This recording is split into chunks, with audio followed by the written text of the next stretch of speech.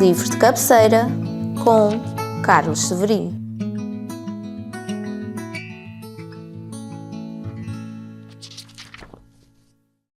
O meu livro de cabeceira são As Metamorfoses de Ovídio. O seu autor, Públio Ovídio Nazão, nasceu na atual Sulmona, Itália, a 20 de março de 43 a.C. É um clássico da literatura latina. Este autor é enviado pelo pai para estudar em Roma, enviado no ano 31. 31 é o ano da Batalha de Ácio, da qual Otávio sai vencedor.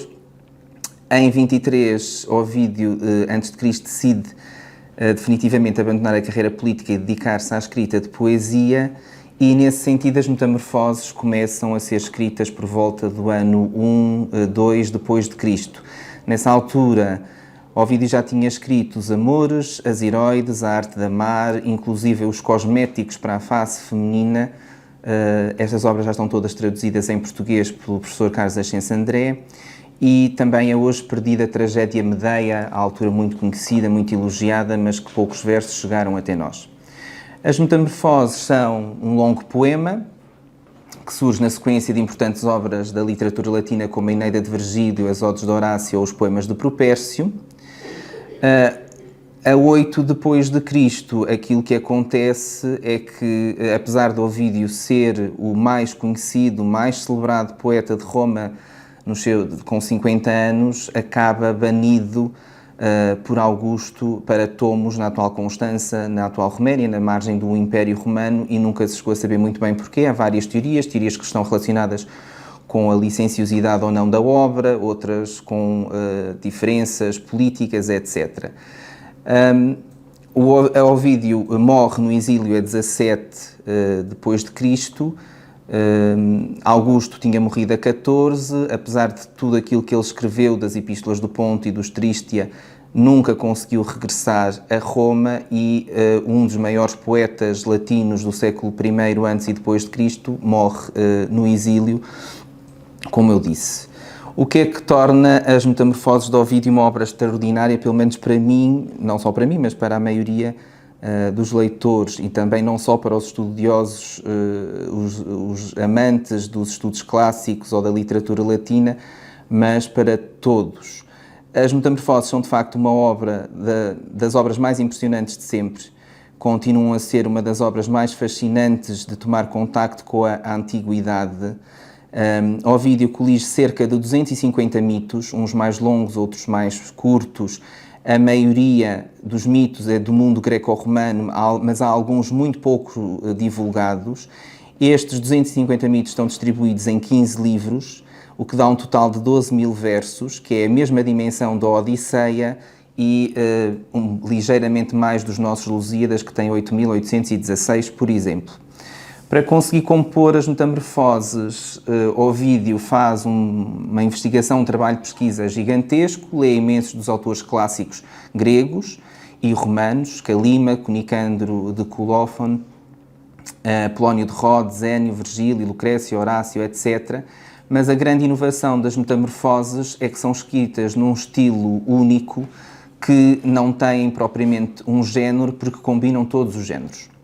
E isso, apesar de estarem escrito em verso hexâmetro, que é o verso das epopeias, em que todas as epopeias foram escritas, o poema não canta nenhum herói. Não há nenhum herói individual, mas aqui a intenção do poema é cantar todos aqueles que adquiriram formas mudadas em novos corpos. Os primeiros versos das Metamorfoses dizem: de formas mudadas em novos corpos leva-me o engenho a falar. Ó deuses, inspirai a minha empresa, pois vós a mudastes também, e conduzi ininterrupto o meu canto desde a origem primordial do mundo até aos nossos dias. Esta é a tradução do professor Paulo Alberto, da Faculdade de Letras de Lisboa. Há outra tradução também do Domingo Lucas Dias na Vega, a do professor Paulo Alberto é na Cotovia. A Cotovia faliu, mas tenho esperança que em breve esta tradução volta a ser reeditada e disponibilizada a todos os leitores. O que é que o Ovídio pretende fazer com este Perpetuum Carmen, com este poema contínuo? É fazer uma linha narrativa de mitos em que todos estão sucessivamente encaixados, encadeados umas nas outras, o que é magnífico considerando que são 250 mitos e que todos dão um mote sucessivamente uns aos outros.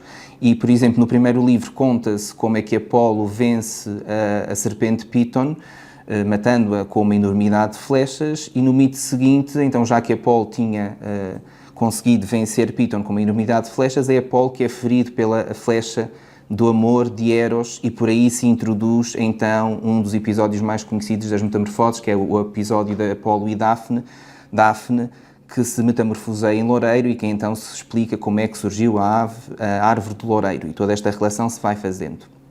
Apesar de ser um poema contínuo, isso não impede que cada um de nós possa ler as Metamorfoses em episódios autónomos. As edições que existem têm bons índices e, portanto, uma pessoa orienta-se pelo índice para ir a um episódio único, o que favorece essa independência de leitura e também o que favorece a noção de ótimo livro de cabeceira.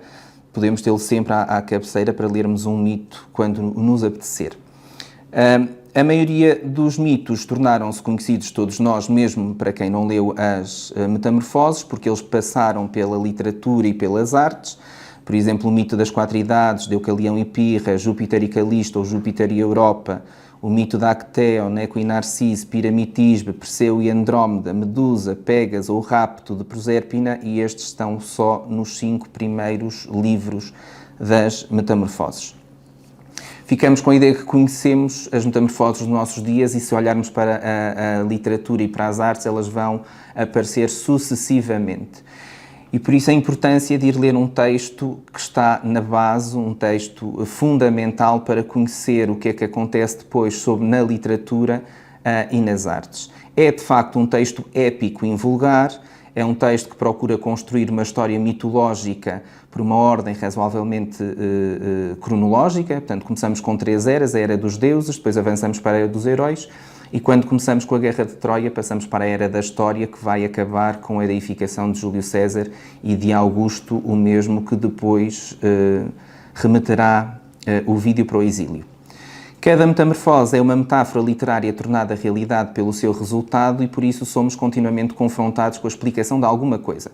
Pode ser da metamorfose de uma ave, pode ser do nome de um rio, do nome de um mar, do nome de um lugar, de um animal, e de uma constelação, e estamos sucessivamente a navegar nas diferentes camadas do divino, do humano, do animal, do vegetal, e as metamorfoses vão nos permitir andar continuamente a circular entre estas camadas. Os diversos narradores que nós vamos encontrando, que tanto são masculinos como femininos, ou divinos, se quisermos até irmos por aí, divinos, masculinos, femininos e humanos, estes narradores que vamos encontrando acabam por diversificar ainda mais a própria narrativa, e aquilo que fica na mente do leitor não é só a metamorfose, mas são as ações e as emoções humanas que são vividas e apresentadas pela própria narrativa, pelas histórias. O Ovídio trabalhou cada episódio com base em pormenores, em detalhes muito específicos que contribuem para essa vivacidade do mito. Um deles é, por exemplo, a importância da cor nos mitos de amor. Há sempre referências cromáticas que são muito curiosas de analisar. E esta atenção do leitor é também conseguida pela forma criativa e inovadora das metamorfoses e pelas transições entre os episódios. O fim de uma história é o início da outra, e há sempre ali uma pequena ligação que de uma coisa dá origem à outra. No final da obra, Ovídio, no livro 15, Ovídio reclama ter conseguido uma obra perene que nem a ira de Júpiter poderia derrubar, e que é simultaneamente um poema histórico, cronológico, mitológico, coletivo, inclusive é nacional.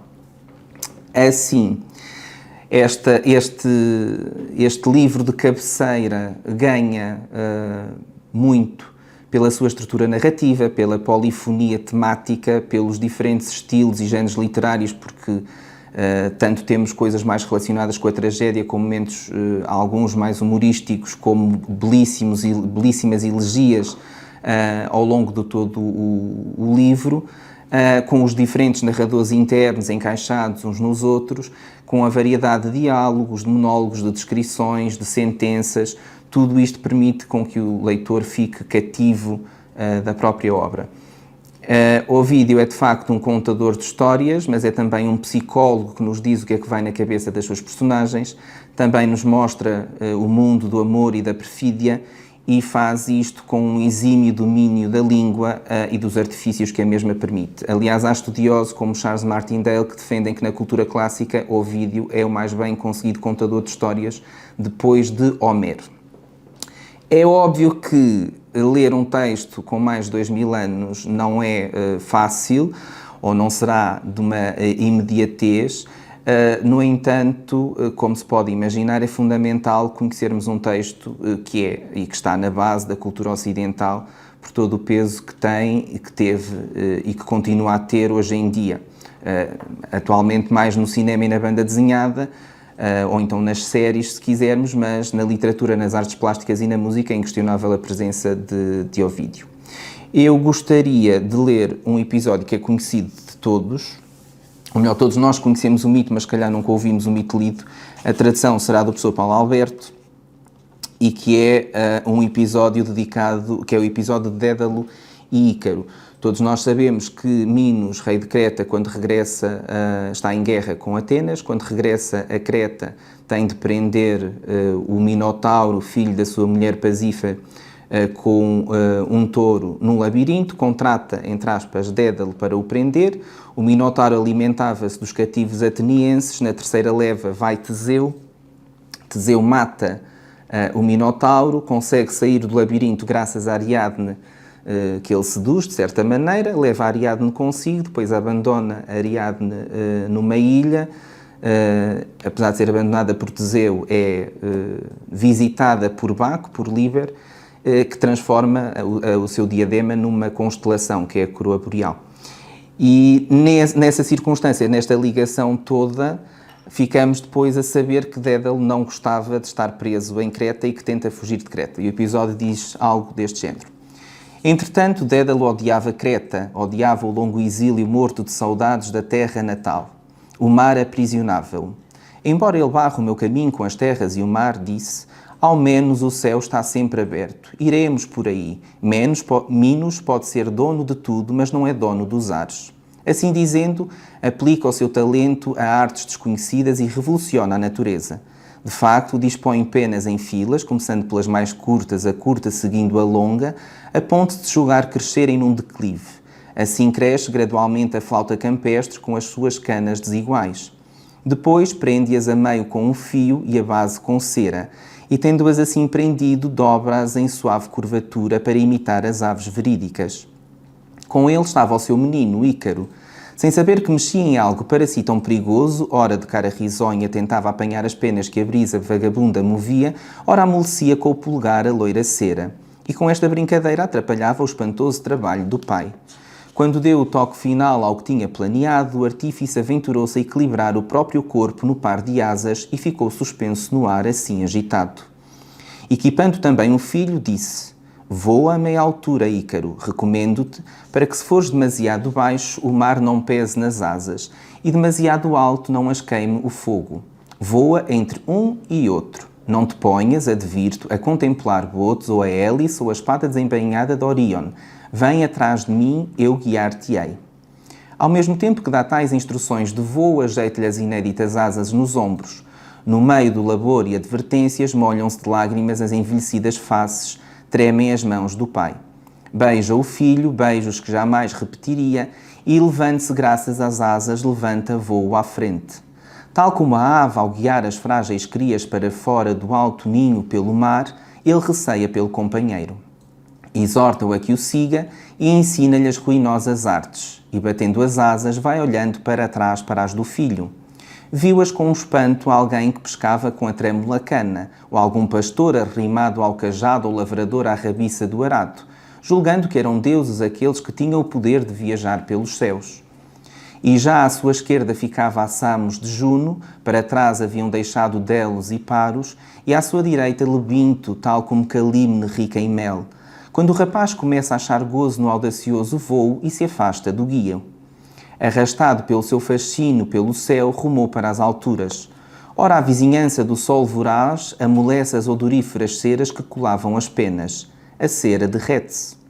Bem lá agita o rapaz os braços nus, mas sem asas para bater não logra apanhar ar algum. e a boca que gritava o nome do pai é acolhida pelas águas azul esverdeadas que dele obtiveram o seu nome. O pobre pai, que já nem pai era, Ícaro chamava, Ícaro berrava, onde estás? Onde hei de procurar-te, Ícaro? Gritava. Então avistou penas a boiar nas ondas, e amaldiçoando as suas artes, sepultou o corpo do filho num túmulo, e esta terra tomou o nome do sepultado. Ao depor no túmulo Dédalo o corpo do malogrado filho, observavam de um lamacento rego uma perdiz pipilante. O episódio continua, aliás, estes 2 últimos versos que eu já li, já é a passagem para o episódio seguinte em que se explica que a perdiz é afinal um sobrinho de Dédalo também metamorfoseado em perdiz. E o Ícaro, onde cai, dá nome ao mar Icário, e assim se justifica porque é que o mar se chama assim. Se nós pensarmos, por exemplo, só na pintura, no que há de Dédalo e Ícaro, nós temos o Peter Bruegel, o Velho, com um quadro muito conhecido, temos um pintor flamengo, o Jacob Peter Gouy, com outro, o Charles Lebrun, o Lord Frederick Leighton ou o Herbert James Draper com outro. Portanto, é daqueles mitos que ficou na literatura muitíssimo. E se pensarmos na poesia, o nosso Miguel Torga tem várias referências ao Ícaro, por exemplo. Para finalizar, porque é que eu escolhi as Metamorfoses como o meu livro de cabeceira, além de tudo aquilo que já referi até agora e que penso que justifica a leitura parcial ou completa do livro. Na verdade, porque é um livro que me acompanha desde pequeno, é um livro que no meu ensino básico a minha professora de português nos contava os mitos. Lembro perfeitamente quando é que me contaram o mito da Aracne e o quão surpreendido eu fiquei com a metamorfose da Aracne em aranha. Isso levou-me a estudar latim no ensino secundário, a tirar línguas e literaturas clássicas na faculdade e a fazer inclusive a minha tese de mestrado sobre as metamorfoses, o que foi o último trabalho dedicado a ele.